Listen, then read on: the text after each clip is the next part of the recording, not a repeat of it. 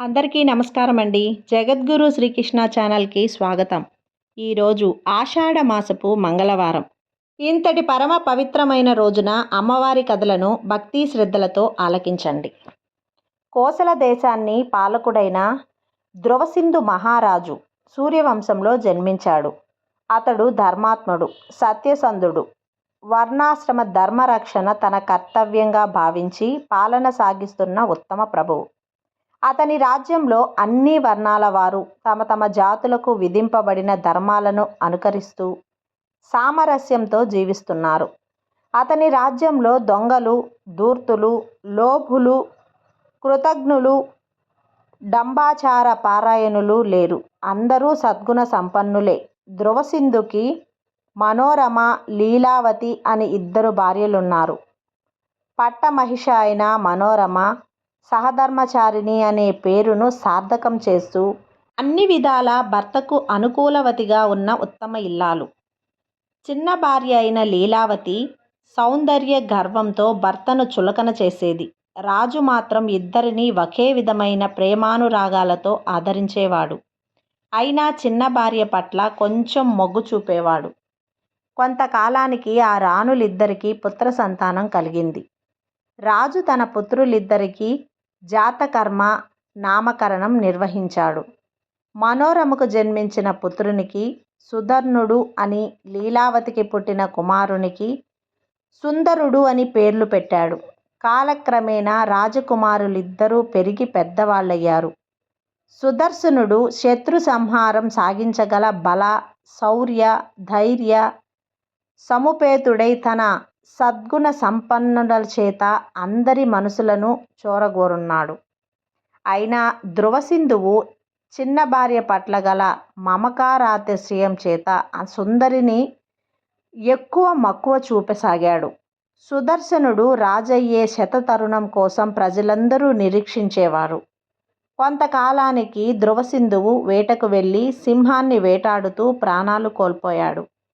కులగురువైన వశిష్ఠుడు సుదర్శుణ్ణి రాజుగా నిర్ణయించాడు. మంత్రులు, పురోహితులు, ప్రజలు అందరూ ఆనందంగా అంగీకరించారు. ధర్మబుద్ధి గలవాడు, శాంత స్వభావుడు, పరిపాలనకు తగిన ధైర్య సాహసాలు గలవాడు అయిన సుదర్శనుడే రాజు కాగున్నాడని దేశ ప్రజలంతా సంతోషించారు. అల్లుడి మరణవార్త తెలిసి లీలావతి తండ్రి యుధాజిత్తు, మనోరమ తండ్రి వీరసేనుడు కోసల దేశానికి వచ్చారు. వారిద్దరూ ఎవరికి వారు తమ తమ మనులకే పట్టాభిషేకము చేయాలని వాదించారు. ఆ వాదన క్రమంగా హద్దుమీరి యుద్ధానికి దారితీసింది. యుద్ధంలో యుధాజిత్తు వీరసేనుణ్ణి సంహరించాడు. లీలావతి కుమారుడైన సుందరుడే పట్టాభిషిక్తుడయ్యాడు. తన తండ్రి మరణవార్త తెలిసి మనోరమ వేదన చెందింది. భర్త లేని తనకు తండ్రి అండ కూడా లేనందున రాజ్యంలో తనకు తన పుత్రునికి రక్షణ ఉండదని భావించింది. అంతరంగికుల సహాయంతో అర్ధరాత్రి వేళ తన కుమారునితో కలిసి నగరం విడిచి వెళ్ళింది. వారణాసి చేరి గంగానదిని దాటి భరద్వాజ మహర్షి ఆశ్రమాన్ని చేరుకున్నది. అక్కడి మహర్షులకు తన వృత్తాంతమంతా విన్నవించింది. ఆమె కథ విన్న మహర్షులు ఆమెకు అభయమిచ్చి ఆశ్రయం ఇచ్చారు. కొంతకాలానికి యుధాజిత్తు, మనోరమ సుదర్శుణ్ణి వెతుక్కుంటూ భరద్వాజాశ్రమానికి వచ్చారు. మనోరమ సుదర్శనుణ్ణి తనకు అప్పగించవలసిందిగా కోరారు. అప్పగించిన పక్షంలో సైనికులను పంపి బలప్రయోగం చేసి ఆశ్రమంపై దాడి జరిపి వాళ్ళిద్దరినీ తాను తన వెంట తీసుకొని పోగలనని మహర్షిని బెదిరించాడు. ఆ మాటలు విన్న మహర్షి, ఓయి దుర్మార్గుడా, దుర్బుద్ధితో ఆశ్రమంలో అడుగుపెట్టినట్లయితే నువ్వు నీ సైన్యము కూడా నామరూపాలు లేకుండా నశించిపోగలరు అని హెచ్చరించాడు. పూర్వం వశిష్ఠుని హేమధేనువును అపహరించాలని తన సైనిక బలము సహాయంతో ప్రయత్నించిన విశ్వామిత్రుడు పరాభవము పాలైన సంగతి మహర్షి వివరించాడు. వశిష్ఠుని తపశ్శక్తి ప్రభావంతో ఆ ధేనువు శరీరం నుండి ఆయుధాలను ధరించిన సైనికుల వేల సంఖ్యలో ఆవర్భించింది. విశ్వామిత్రుని సైన్యాన్ని సంహరించిన వృత్తాంతాన్ని వివరించి భరద్వాజ మహర్షి యుధాజిత్తును తిరిగి పొమ్మని మందలించాడు. గత్యంతరం లేక యుధాజిత్తు వెనక్కి తిరిగి వెళ్ళిపోయాడు. కొంతకాలానికి ఆ సుదర్శనునకు ఆ మహర్షి ఉపనయన సంస్కారం జరిపించి గాయత్రీ మంత్రంతో పాటు దేవి బీజాక్షరాలను కూడా ఉపదేశించాడు. సుదర్శనుడు శ్రద్ధాభక్తులతో దీక్షతో దేవీ మంత్రాన్ని జపించాడు. కొన్నాళ్లకు అతనికి దేవి ప్రత్యక్షమై ధనుర్బాణాలను కవచాన్ని ప్రసాదించింది. ఇలా ఉండగా యుక్త వయస్కురాలైన కాశీరాజు కుమార్తె శశికళకు ఒకనాటి రాత్రి కలలో దేవి కనిపించి, ఓ రాజకుమారి, నీకు అన్ని విధాలా తగిన వరుడు భరద్వాజాశ్రమంలో ఉన్నాడు. అతని పేరు సుదర్శనుడు. ప్రస్తుతము రాజ్యభ్రష్టుడైన త్వరలో రాజు కాగలడు. అతడు నా భక్తుడు. అతన్ని నువ్వు పతిగా వరించు. నీకు సమస్త సంపదలు సకల శుభాలు లభిస్తాయి అని చెప్పింది. తెల్లవారిన తర్వాత శశికళ తన స్వప్న వృత్తాంతాన్ని తల్లి ద్వారా తండ్రికి తెలియజేసి సుదర్శుణ్ణి భర్తగా నిర్ణయించుకున్నానని చెప్పింది. కలలో వార్తను నమ్మలేని కాశీరాజు రాజభ్రష్టుడైన వానికి తన కుమార్తెను ఇచ్చి వివాహం చేయడానికి అంగీకరించలేకపోయాడు. రాజ్యభ్రష్టుణ్ణి భర్తగా వర్తిస్తానంటూ సర్వలక్షణ సంపన్నుడైన రాజకుమారులను అన్వేషించి నీకు స్వయంవరం ప్రకటిస్తాను. నీకు నచ్చిన వారిని పెండ్లాడి సుఖంగా ఉండు అని పరిపరి విధాలా నచ్చజెప్పాడు. ఆ మాటలను అంగీకరించక శశికళ తండ్రి కలలో దేవి చెప్పిన ఆ సుదర్శనున్నే నా భర్త, దేవి చెప్పిన విధంగా భరద్వాజాశ్రమంలో ఆ లక్షణాలు గల సుదర్శనుడే ఉన్నాడో లేదో విచారించండి. నిజమైతే అతన్ని పిలిపించండి. అంతఃపురంలో రహస్యంగా మా వివాహం జరిపించండి. అలా కాని పక్షంలో నేను మరొకరిని వివాహం చేసుకునే ప్రసక్తి లేనే లేదు అని నిష్కర్షగా తన నిర్ణయాన్ని తండ్రికి తెలియజేసింది. కాశీరాజు భరద్వాజాశ్రమానికి గూఢచారులను పంపి సుదర్శుని సమాచారం అంతా తెలుసుకున్నాడు. దేవి కలలో కనిపించి తన కుమార్తెకు చెప్పిందంతా యథార్థమే అని గుర్తించాడు.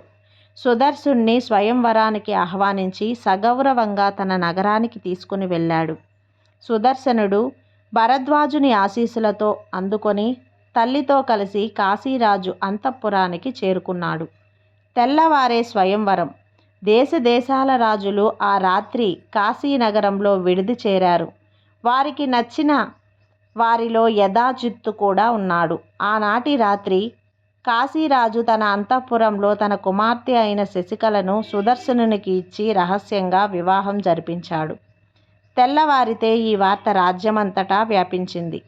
తమకు స్వయంవరానికి ఆహ్వానించి శశికళను రహస్యంగా పెళ్లి చేయటం తమకు అవమానంగా భావించి స్వయంవరానికి వచ్చిన రాజులందరూ కాశీరాజుపై యుద్ధం ప్రకటించారు. ఆ యుద్ధంలో సుదర్శనుడు కూడా మామగారికి సహాయంగా నిలబడ్డాడు. యుధాజిత్తునకు సుదర్శనుణ్ణి చూడగానే క్రోమమాశ్చర్యాదాలు వెల్లివిడిగాయి. వీరావేశంతో సుదర్శుణ్ణి చంపబోయాడు.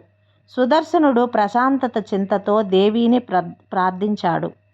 సింహవాహన రూఢ అయిన దుర్గాదేవి ప్రత్యక్షమై వేలాదిగా సైన్యాన్ని సృష్టించి సుదర్శనుని పైకి అతని మామగారి పైకి వచ్చే శత్రువులందరినీ నాశనం చేసింది. తన అల్లుణ్ణి మంత్రానుష్ఠ బలాన్ని గుర్తించి కాశీరాజు ఎంతో సంతోషించాడు. భక్తుడైన తన అల్లుడి వల్ల తాను కూడా దేవిని సందర్శించగలిగానని ఉప్పొంగిపోయాడు. అల్లుణ్ణి ఆదరించి రాజలాంఛనాలతో కోసల దేశానికి తీసుకుని వెళ్ళి అయోధ్యలో అతనికి యథావిధిగా పట్టాభిషేకం జరిపించాడు.